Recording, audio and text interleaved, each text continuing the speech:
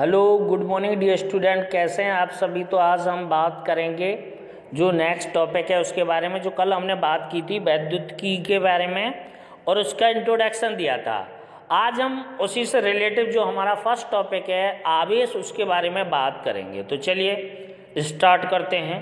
तो हमें पढ़ना है आवेश या इलेक्ट्रिक चार्ज। इंग्लिश में इलेक्ट्रिक चार्ज कहते हैं। तो देखिए ये क्या है, किसी पदार्थ का वह गुण जिसके कारण उसमें वैद्युत तथा चुंबकीय क्षेत्र उत्पन्न हो जाता है या चुंबकीय क्षेत्र का गुण उत्पन्न हो जाता है, उस या चुंबकीय क्षेत्र या वैद्युत क्षेत्र का अनुभव करते हैं, उसे हम क्या कहते हैं, आवेश कहते हैं। क्या कहते हैं, वैद्युत आवेश कहते हैं।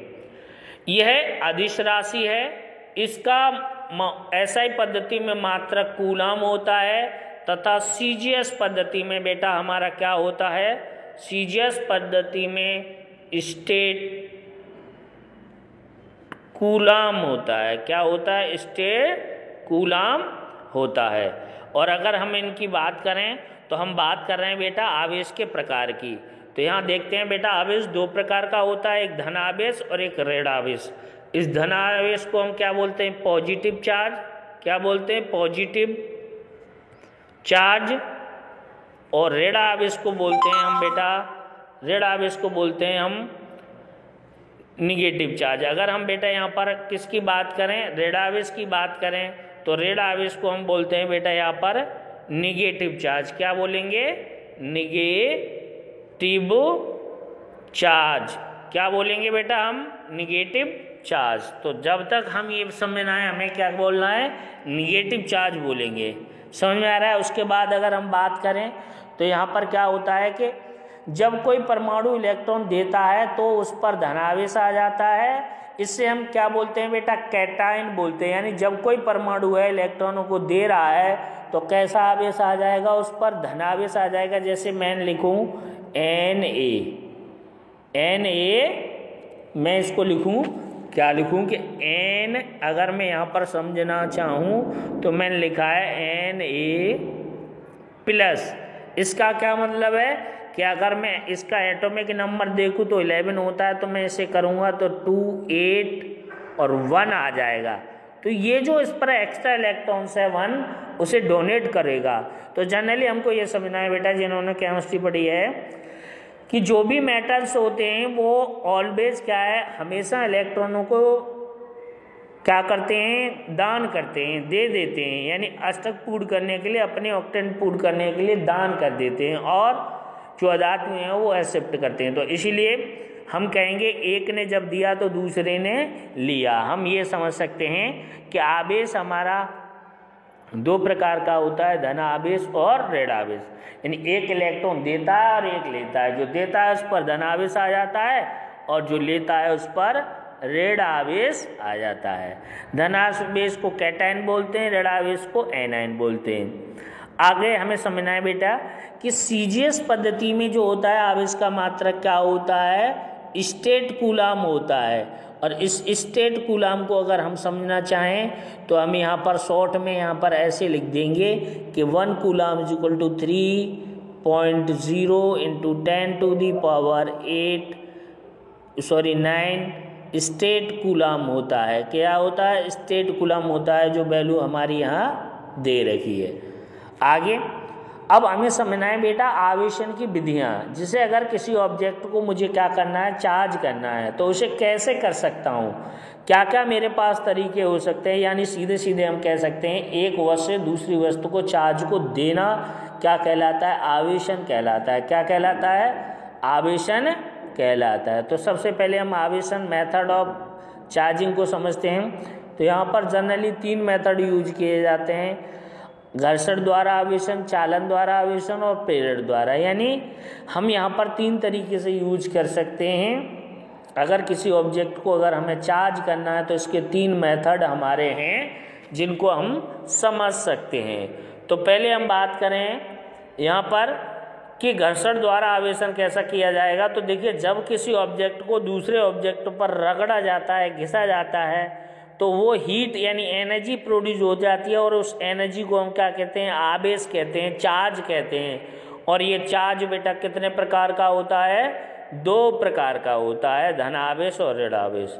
तो अगर हम किसी चीज़ को रगड़ेंगे तो एक पर जनरली पॉजिटिव चार्ज आ जाएगा और दूसरी पे निगेटिव, अगर एक पर निगेटिव है तो दूसरे पर पॉजिटिव चार्ज आ जाएगा। तो अगर एक वस्तु को दूसरी पर रगड़ा जाए तो वो क्या कहलाएगा, घर्षण। दूसरा है हमारा चालन द्वारा। जैसे सपोज मैं अब बात करता हूँ चालन में क्या होता है कि जैसे मान लीजिए यहाँ पर कोई मेरे पास एक सोर्स है और ये मेरे पास इलेक्ट्रिक सोर्स है, इस पर पॉजिटिवली चार्ज है ये, और इसको ले जा करके मैं यहाँ से टच करा दूँ तो इस पूरे पे एक समान रूप से चार्ज क्या हो जाएगा बेटा, डिस्ट्रीब्यूट हो जाएगा। जब चार्ज डिस्ट्रीब्यूट हो जाएगा तो मैंने पॉजिटिव लेकर के टच कराया जा करके तो पॉजिटिव हुआ, नेगेटिव जाके टच कराता तो नेगेटिव होता, तो ये क्या कहलाता है बेटा, चालन। अगर मैं सपोज इसी को दूसरे तरीके से समझूं कि मेरे पास ये कोई चालक वस्तु है और यहाँ पर कोई मेरा इलेक्ट्रिक सोर्स है जिस पर नेगेटिव चार्ज है और इसको यहाँ टच कराऊँ तो पूरे बॉडी पर क्या हो जाएगा, निगेटिव चार्ज इसमें आ जाएगा। तो मैं समझता हूँ कि आपको चालन समझ में आ गया होगा। यानी चालन में क्या होता है कि किसी भी चीज़ को चला के लाना पड़ता है, या जैसे अगर हम फैन चलाते हैं तो वहाँ से करंट के लिए तार ऐड करना पड़ता है, जोड़ना पड़ता है, अगर विदाउट उसके नहीं हो सकता। तीसरा मेथड है हमारा प्रेरण द्वारा आवेशन। तीसरा क्या है बेटा, प्रेरण द्वारा आवेशन। तो प्रेरण में क्या करते हैं बेटा कि एक जो ऑब्जेक्ट होता है उसके पास ये दूसरा ऑब्जेक्ट है, उसको इसके पास टच नहीं कराते। अगर इस पर पॉजिटिव चार्ज है तो इस पर क्या आ जाता है, निगेटिव चार्ज प्रोड्यूस हो जाता है, पूरे पर यूनिफॉर्मली डिस्ट्रीब्यूट हो जाता है। और अगर यहाँ पर मैं दूसरी बात बताऊँ आपको कि अगर मेरे पास अदर ऐसे है, एक यहाँ पर एक चार्ज है और यहाँ पर मैंने पॉजिटिवली चार्ज ले लिया और यहाँ मुझे टच नहीं कराया, दूर से इसे देख रहा हूँ तो यहाँ पर नेगेटिव चार्ज डिस्ट्रीब्यूट हो जाएगा, और नेगेटिव है तो क्या हो जाएगा, अगर मैं ये मानूँ कि यहाँ पर जो सोर्स ऑफ चार्ज है वो क्या है, निगेटिव है। क्या है बेटा, निगेटिव चार्ज है, और यहाँ इसको मुझे देना है तो ये जो नेगेटिव चार्ज है इसको इससे टच नहीं कराऊंगा तो यहाँ क्या आ जाएगा, पूरे पर पॉजिटिव चार्ज। तो किसी ऑब्जेक्ट को चार्ज देने की मेथड है किसके द्वारा,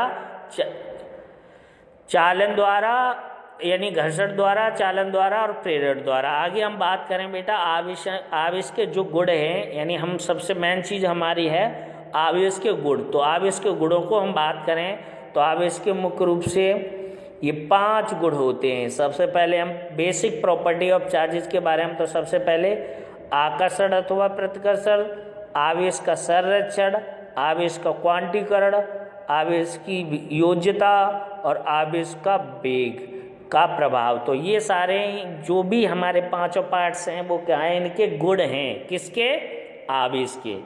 तो इसको हम यहाँ पर क्या करेंगे, डिस्कस करेंगे। तो इसको समझने के लिए हमें ये समझना पड़ेगा कि आवेश का, अगर मैं यहाँ पर आपको बताऊँ बेटा, तो अगर हम पहली की बात करें आकर्षण अथवा प्रतिकर्षण, तो देखिए यहाँ पर ये जो पॉजिटिव चार्ज है यहाँ से, तो इसमें से सभी डायरेक्शन में वैद्युत बल रेखाएं निकलेंगी। क्या करेंगी बेटा, निकलेंगी, इधर उधर निकलेंगी। और अगर मैं निगेटिव की बात करूं तो निगेटिव में जाकर के जो इससे निकलेंगी वो उसमें जाकर के एंटर करेंगी। तो कहीं से भी वैद्युत बल रेखाएं आए तो ये क्या करेंगी, इसमें एंट्री करेंगी। कहाँ से, एंट्री बाहर से आएंगी सभी। तो इसमें यानी ये कह सकते हैं कि जो ऋण आवेश होता है उसमें बल रेखाएं बाहर से आती हैं और धन आवेश में क्या है, उसमें से निकलती हैं। तो इसी कारण जो समान प्रकार के आवेश होते हैं वो तो क्या करते हैं, एक दूसरे को प्रतिकर्षित करते हैं, रिपल कराते हैं, और अपोजिट होते हैं वो क्या करते हैं, अट्रैक्ट कराते हैं। क्या करते हैं, इसे अट्रैक्ट कराते हैं। तो समझ में आ रहा है। तो यहाँ से ये हम कह सकते हैं कि जब समान प्रकार के दोनों आवेश होते हैं तो एक दूसरे को प्रतिकर्षित करते हैं, और विपरीत प्रकार के आवेश होते हैं तो एक दूसरे को आकर्षित करते हैं। दूसरा है हमारा बेटा, यहाँ पर पॉइंट है आवेश का संरक्षण। क्या है दूसरा, आवेश का संरक्षण। तो हमें अगला पढ़ना है आवेश का संरक्षण। इसे बोलते हैं कंजर्वेशन ऑफ चार्ज। क्या बोलते हैं, कंजर्वेशन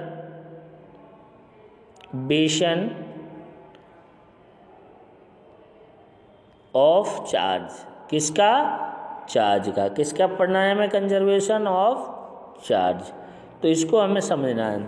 देखिए सबसे पहले अगर मैं बात करूं यहाँ पर, तो ये जो आवेश का संरक्षण है इसके अकॉर्डिंग ना तो हम चार्ज को उत्पन्न कर सकते हैं ना खर्च कर सकते हैं। इसको केवल एक रूप से दूसरे रूप में बदल सकते हैं। यानी सीधे सीधे कह सकते हैं कि इलेक्ट्रॉनों को एक ऑब्जेक्ट से दूसरे वस्तु पर ट्रांसफ़र किया जा सकता है, ना तो उसे हम उत्पन्न कर सकते हैं ना ही खर्च कर सकते हैं। अगला नेक्स्ट पार्ट है हमारा वैद्युत आवेशों का क्वांटीकरण। क्वांटीकरण का सीधा सीधा मतलब है बेटा कि जैसे फोटॉन्स होते हैं, जो सूर्य से प्रकाश आता है उसे बोलते हैं हम क्वांटा। क्या बोलते हैं?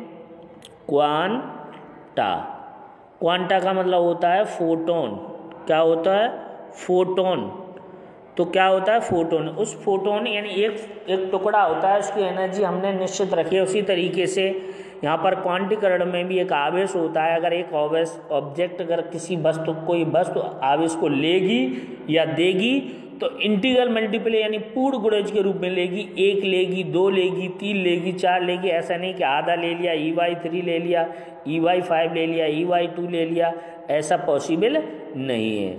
चलिए तो आगे बात करते हैं। और उसके बाद वैद्युत आवेश की योज्यता। योज्यता का मतलब है कि जैसे हमें अगर टोटल चार्ज हमारा Q है और हमारे पास बहुत सारे चार्ज हैं जैसे Q1 माइनस Q2, तो इनको सबको जोड़ते जाओ, इनका डायरेक्ट रिजल्टेंट निकालो बीजगणितीय योग से, तो वो क्या आ जाएगा? हमारा योज्यता हो जाएगी। और लास्ट सबसे इम्पोर्टेंट है आवेश पर वेग का प्रभाव। यानी अगर हम बात करें तो कोई वस्तु चल रही है या रुकी हुई है, उसके आवेश पर इसका कोई प्रभाव नहीं पड़ता है। तो चलिए इस वीडियो में यहीं तक रखते हैं और आगे हम अगले वीडियो में आगे बात करेंगे। तो चलिए बहुत बहुत धन्यवाद, नमस्कार।